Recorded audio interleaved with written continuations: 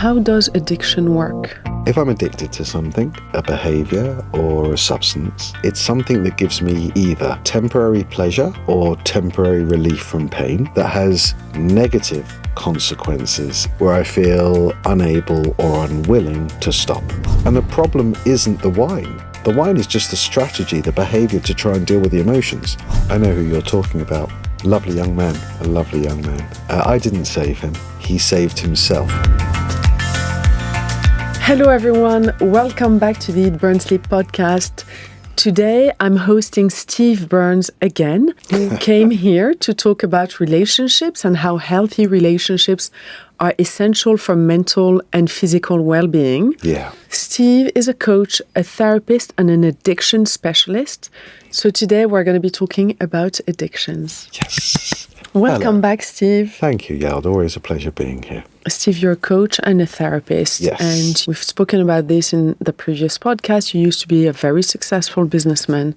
You have floated your company. Everything looked great and was great in your life until you had a nervous breakdown. Yes. So if you were an outsider looking in, when I was about 31, you would say that I was living something close to a perfect life. Great relationship, great friends, amazing career. But at the same time, I was addicted to all sorts of different substances and behaviors. So whilst on the outside, everything looked great, on the inside, there was an awful lot of pain. And as we're going to cover in today's conversation, however much drugs I consumed or work that I did or the like, I wasn't dealing with the pain. And yeah, on around my 33rd birthday, I had a brain fart and experienced, a tough time, really tough time. So I have no expertise in addiction, so I have a lot of questions for you. Yeah. I had once a lady reach out to me on Instagram. She had a beautiful son who is studying in France doing prépa, which is the elitist system, so clearly a very bright kid. Yeah. And she said to me, Yalda, I'm absolutely at loss. My son has addiction issues. Yeah. I said to her, I have the man for you. So I gave her your details.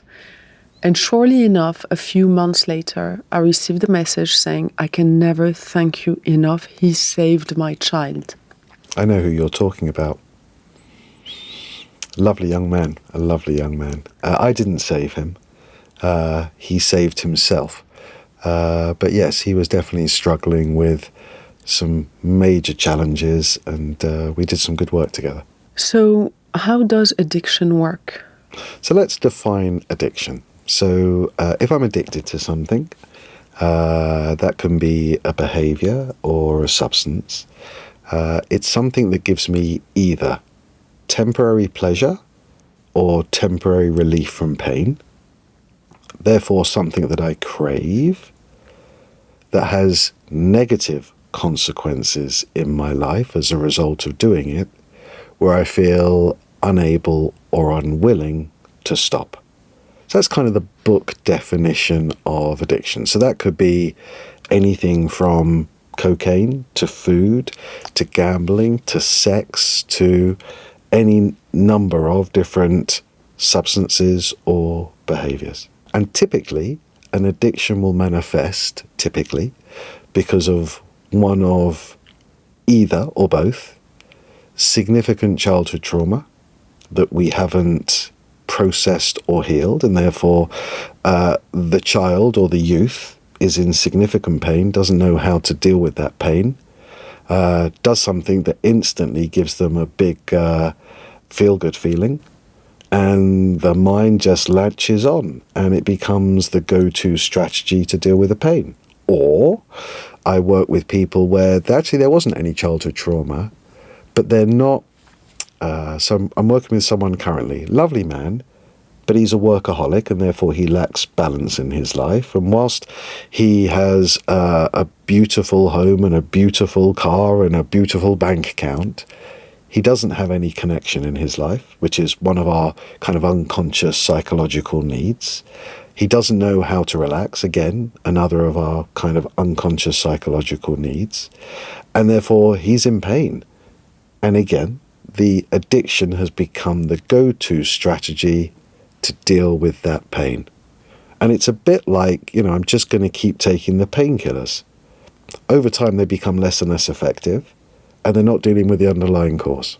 I remember one day a psychiatrist said to me that a lot of people who drink a lot of alcohol, it's to numb either pain or a major mental disorder, an MMD. It is about the pain. And I think, we're breeding a society where we're all in pain significantly more. Brené Brown, in her Vulnerability TED video, talks about we are, this is a fact, the most addicted, medicated, obese, in-debt group of adults that have ever existed. So beyond just the notion of childhood trauma, we are creating a society where we are literally looking for instant gratification to feel a little bit better. And that, unfortunately, are the roots of addiction. Because when that strategy is, for example, a glass of wine, 6 months later, a glass of wine doesn't cut it. So it's now 2 glasses of wine. And it's very clear to see where it goes from there, right? Mm-hmm. And the problem isn't in that situation the wine. The wine is just the strategy, the behavior to try and deal with the emotions.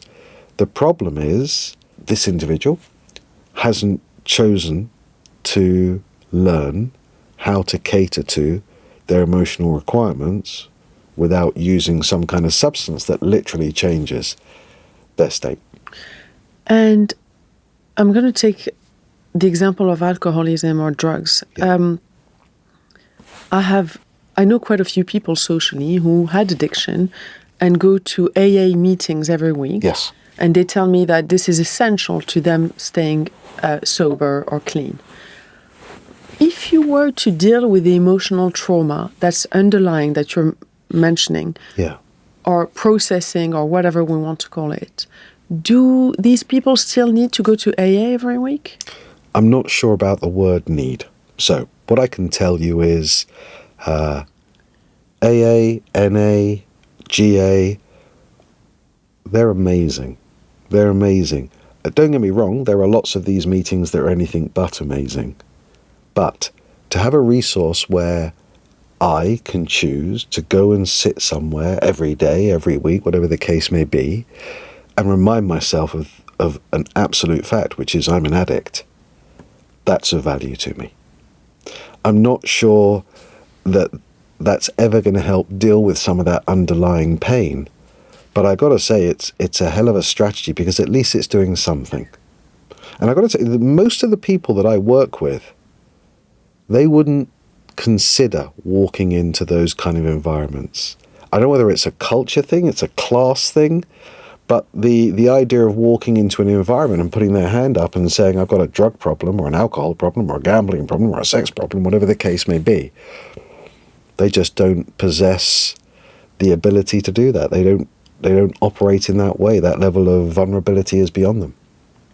Interesting. There is so much that we can do today to deal with our addiction. But if there is an underlying source of pain that is, for example, childhood trauma, very difficult to create a happy, healthy life without dealing with it, without healing oneself. Your method is highly effective. Thank you. I remember coming to you for a particular thing, and in 4 sessions and in a lot of homework, it was done. Yes. For people with addictions, is that enough? Can be. Wow. It really does depend on the circumstances. So, there are some clients who come to me where it's very clear that there was significant abuse during childhood. I work with an amazing therapist at the Therapy Lounge. There's 2 of us, and on the website we actually talk about Beauty and the Beast. She's Beauty and I'm clearly the Beast. And she's Beauty because her specialization is helping to heal the inner child. Whereas the work that I do is much more about the here and now, and what are the strategies that you're going to employ? How are you going to go about practicing? who you want to be and how you want to be. So a client might walk through my door and it's clear to me that actually there's a significant trauma from their childhood. And Kirsten might see them a couple of times. Equally, someone can walk through my door, and I mentioned the chap earlier that I'm working with currently. There's no childhood trauma, but he's just developed some really bad habits, and some of his early conditioning has left him with beliefs around what money and status can do for him in terms of happiness. There's no need for him to look backwards. The only thing that he might choose to do is take account of himself in the present and be clear about what he wants to move towards in the future. I think change can be really simple if it's approached in the right way.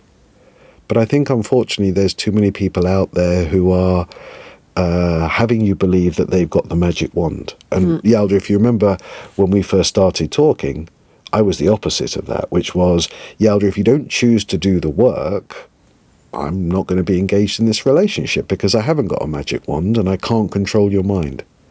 It's amazing how when someone makes a decision to change and is willing to do the work, change can be really quick. Don't get me wrong. As I did with you and pretty much every client I work with, the work doesn't stop at the end of that, let's say, 4th session. I would argue that's when the work begins. You know, you've paid good money to have a coach working with you, but now's the time for you to go off and do this for yourself. And I find that it's the same with my clients. Yeah, absolutely. I give them the tools, and it generally is the starting point. Yeah. They start on the Eat, Burn, Sleep lifestyle. They go for all the low-hanging fruit when it comes to inflammation. And what that allows them to do is start understanding their body. Yes. And that is the beginning of their health journey. Brilliant. Of truly understanding their Yes. body. So it's not a diet, it's not a fad, it's not a quick fix. It's based on education.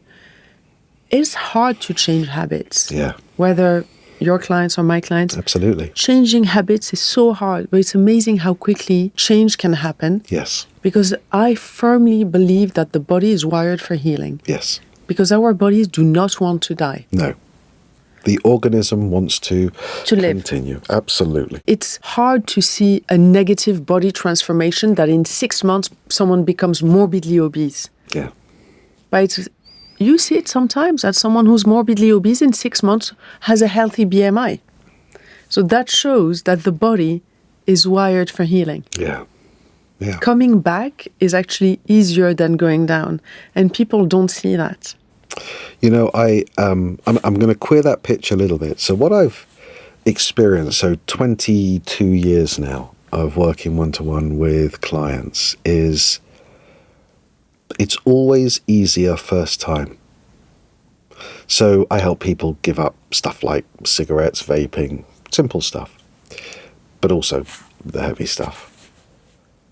First time round is very different experience to someone going again and then again and again. And I kind of see people they lose belief in their ability to maintain long-term change. I much prefer a client walking in to see me where it's their first time of really jumping into better understanding their mind and trying to affect change in themselves than someone who's tried to do that for the last 10 years. Because again, there's this sense of, yeah, I know. No, I know. No, I read that book. No, I had that conversation. In my experience, that instinct of I know is really unhelpful, because a famous Bruce Lee quote, knowing is not enough. I must apply. Willing is not enough. I must do. So there is the commitment. Absolutely. You know what I find really interesting is a lot of, so you know, my memberships are very affordable. Yeah. I wanted them to be very affordable. And we're talking, you know, £200 for a year. Yeah. I mean, yet when people are close to you, they want it for free or they want a discount. It's just what happens. I don't work with anyone who is in my circle. Yes, but I don't work privately, but, you know, absolutely. I have an online membership. Yes. So I have, of course, given it to many people. Yeah. And every person I have given it to, Yeah. I have done them a disservice because they didn't commit with money, so they're missing out on lowering their gene expression, on reducing neuroinflammation, on reducing subclinical anxiety, on improving gut health, because they don't value it and because they didn't commit. Yeah. So my cousin, I have many cousins, but my cousin Yasmina came to me and said, Yalda, I really want to do Eat, Burn, Sleep. Can you give me access? I said to her, no, because I love you. Great response. And she said to me, what? I said, here is the stat. When it's people socially that I don't know so well, I can't be bothered, so I'm just, okay, I drop an email to my assistant, please give access to a premium membership for a year to such and such. Yeah. I said, I love you, and I want you to do it. Yeah. So the day you're in front of your computer with the credit card and you're committed to starting, then I give it to you for free. Are you there? And she said to me, no. I said, exactly. Yeah. I said, the day you're with the credit card and you want to commit, because at the end of the day, you can give all the tools, but if people don't do it, so every time I receive amazing testimonials of, you saved my life, you did this for me, you did this for me, I said, no, thank you for trusting me, and you did it, so well done you. I was just an enabler. Absolutely. The call I receive most, at least 2 a week. Can you help my husband? Can you help my son? Can you help my daughter? Can you help my employee? And the answer is always the same. I don't know, but out of interest, why are they not on the phone as opposed to you? And we all want to help other people, but ultimately, change, like happiness, is an inside job. And unless we choose to engage in trying to affect change, it doesn't matter what gifts are bestowed upon us. It doesn't matter how much my wife might want me to do any number of things. The only thing that matters is, 1, what do I want for myself? And 2, what am I willing to invest to get it? And invariably, that investment is about time, right? It's about time and energy. Yeah. We live in a crazy world. We're brought up where we're trained to invest half an hour a day minimum, brushing our teeth, wiping our bums, cleaning under our arms, showerings, bathings. We know how to put on plasters. We know how to take paracetamol. We are trained from a very early age to take absolute responsibility for our physiological health. But when it comes to our emotional health, accountability, relationships, vulnerability, addiction, we don't get any training at all. Unfortunately, we have to learn the hard way, right? And processing emotions is so important. It is. It's critical. But it can be so simple. Yes. Yes. Just slowing down. I know that for me, writing helps. Journaling is amazing. Journaling. Absolutely. It's like everything comes out and it's as if in my head everything was getting organized. Yes. Everything goes into folders and all the emotions are processed. When I was pregnant and when my children were very young, I wanted to read everything about children. And I read an amazing book called The Price of Privilege, written by a woman called Madeleine Levine. She's a psychotherapist or psychiatrist based in California. And I've read this book. I was pregnant with Will, who's now 17. So this is 18 years ago I read this book. Yeah.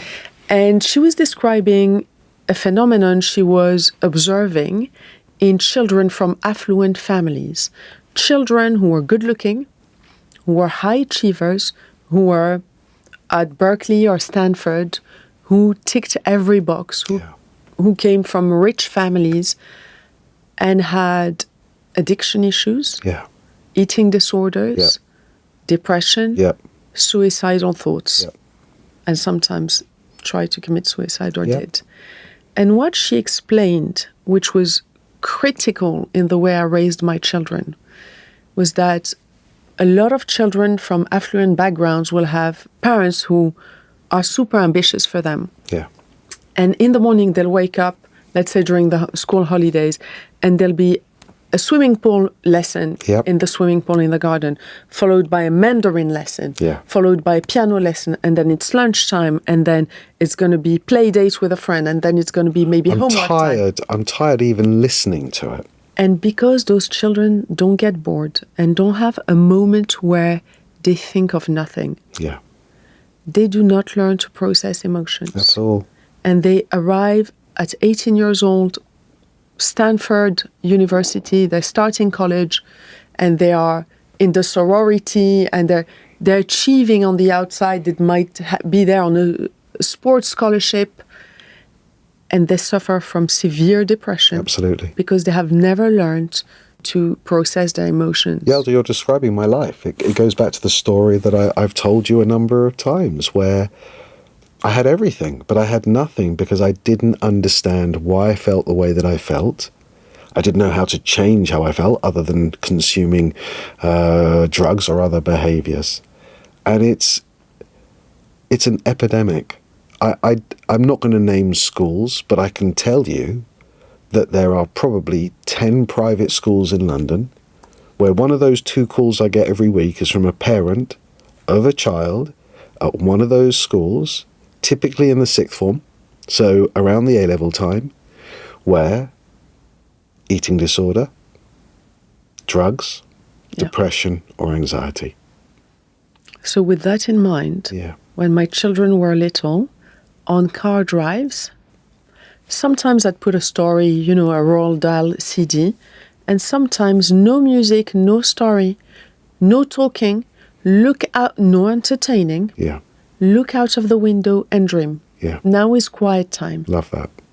And I do quiet time with me now every day. Lovely. Which is my morning walk in Hyde Park with my dog. I don't listen to a podcast. Sometimes I do listen to a podcast, but I also always try to take at least 30 minutes looking at the trees and processing. Yeah. We're not trained to be aware of our thoughts. We're not trained to understand our mind.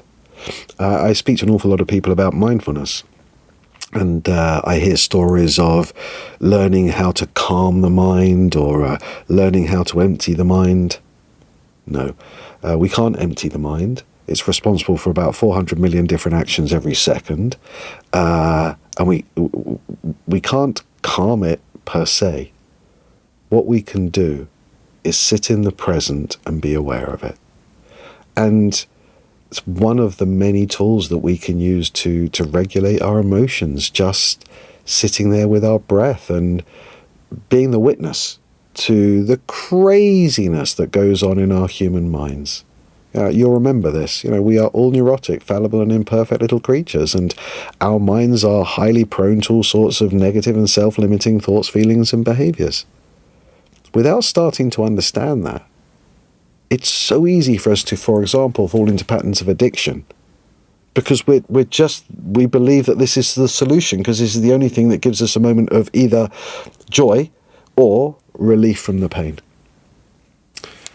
Learning how to better understand our minds is probably the number one strategy that I would suggest for anyone struggling with an addiction, is to begin to understand what that pain is that you're trying to numb or avoid. And the beauty when you do the work to just sit with, like, if you don't feel good, you just sit with the emotion because it passes. Absolutely. So you go, okay, maybe it's because I haven't slept. In my case, mental well-being gets so affected by nutrition, but actually a lot of people, they just don't realize because of the brain-gut axis. Yep. And if I have a funny moment, I'm like, this is because I haven't eaten so well, I haven't slept. I just need to let it, it's like a wave, you let the wave pass. Yeah. And when you sit with it, it's okay. Yeah.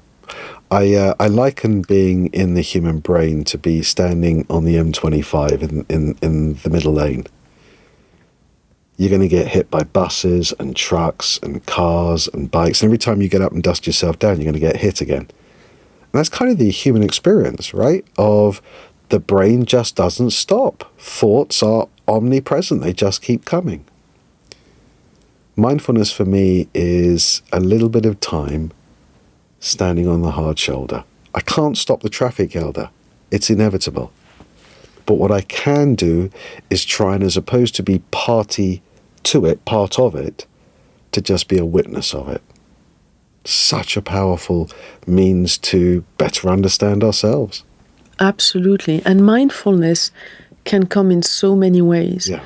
So if you're someone who doesn't have the patience, let's say, to meditate, Yeah. just eating, sitting down, looking at your food. Brilliant. Can I jump in? Yes. I've worked with an awful lot of people to help them change their relationship to food. What you've described is the very first strategy. Forget everything else. We do all of this stuff mindlessly and unconsciously because we're creatures of habit, and we definitely, when it comes to food, we have all sorts of associations with happiness and joy. Having someone stop. So I would ask them, you're not talking to anyone, no devices, TV off, you and the food. Eat like a gourmet. Work on the basis this is the first meal you've ever had. That mindful, conscious approach to eating is an absolute game changer.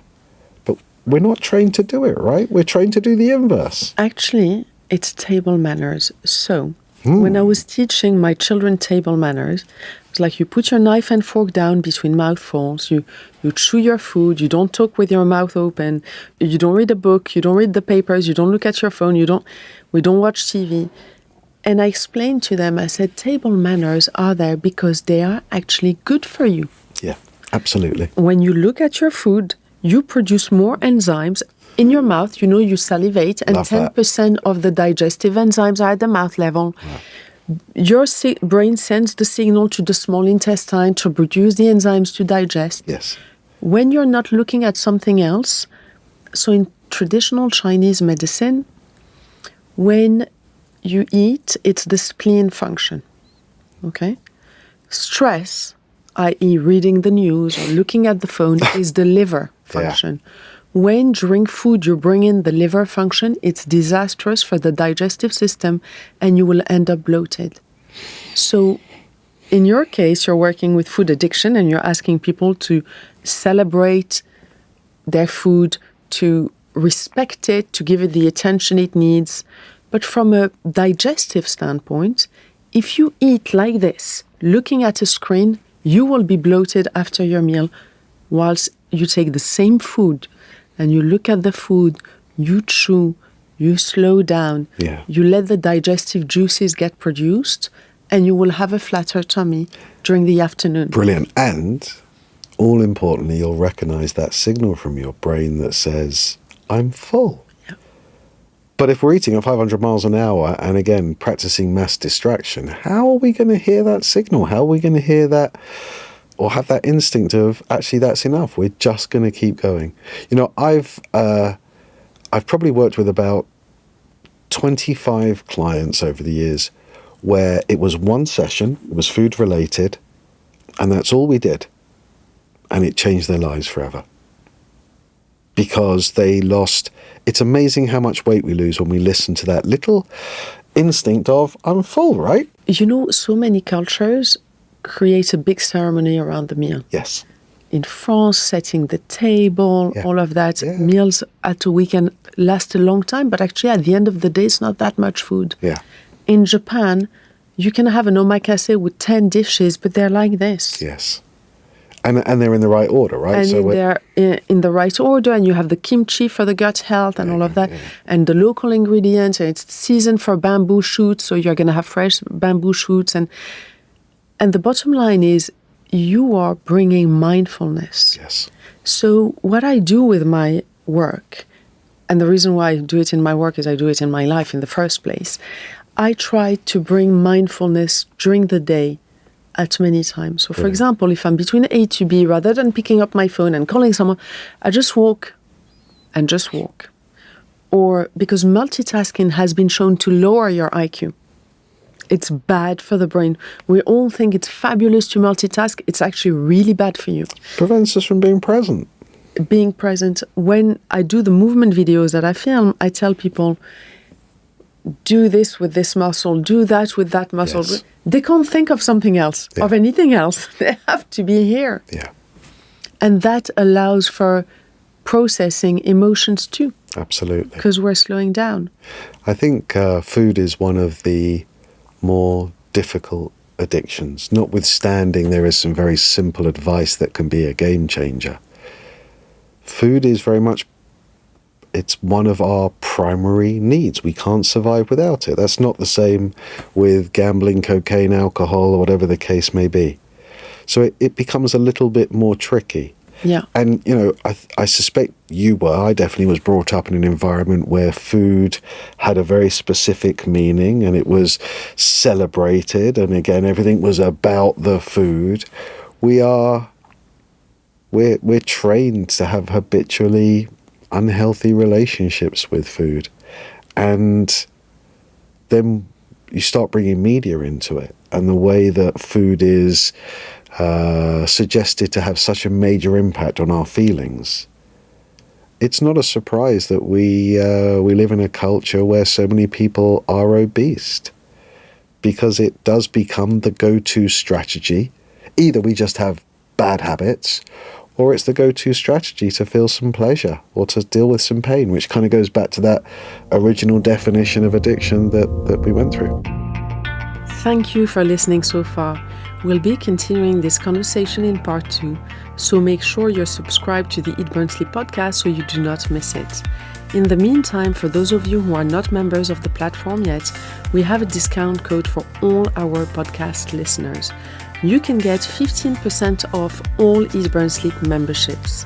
Just enter the code podcast15 at checkout on the memberships page on eatburnsleep.com. We still have so much more to cover, so please stay tuned.